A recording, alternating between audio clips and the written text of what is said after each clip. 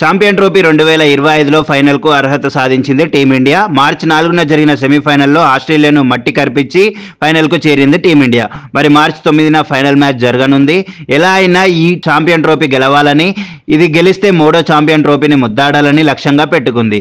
అయితే ఈ ఫైనల్లో తలపడి ట్రోఫీని గెలవాలంటే బలమైన తుది జట్టు ఉండాలి. ఇప్పుడు అందుకు తగ్గట్టుగానే ప్లేయర్ 11లో ఎవరెవరు ఆడాలని నిర్ణయించుకున్నారంట. ఇందుకోసం కొన్ని మార్పులతో బరిలోకి దిగుతుందని తెలిసింది.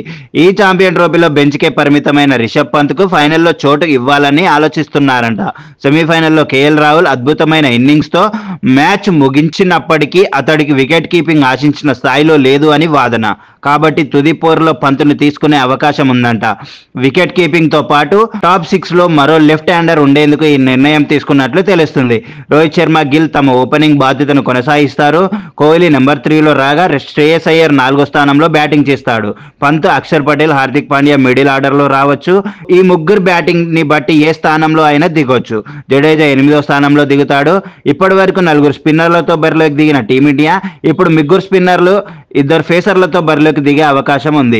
ముఖ్యంగా సెమీఫైనల్లో పిచ్ బ్యాటింగ్కి అనుకూలంగా ఉన్న నేపథ్యంలో ఈ నిర్ణయం తీసుకున్నట్లు తెలుస్తుంది. అందుకే కాస్త గాడి తప్పినట్లు ఉన్న కుల్దీప్ యాదవ్కి విశ్రాంతి ఇచ్చి హర్షిత్ రాణాను ఎంపిక చేసే ఛాన్స్ ఉంది. అతడు షమ్మి, హార్దిక్ పాండ్యాతో కలిసి ఫేస్ బాధ్యతలు పంచుకుంటాడు. వరుణ్ చక్రవర్తి, అక్షర్ పటేల్, జడేజా స్పిన్ బాధ్యతలను తీసుకుంటారు.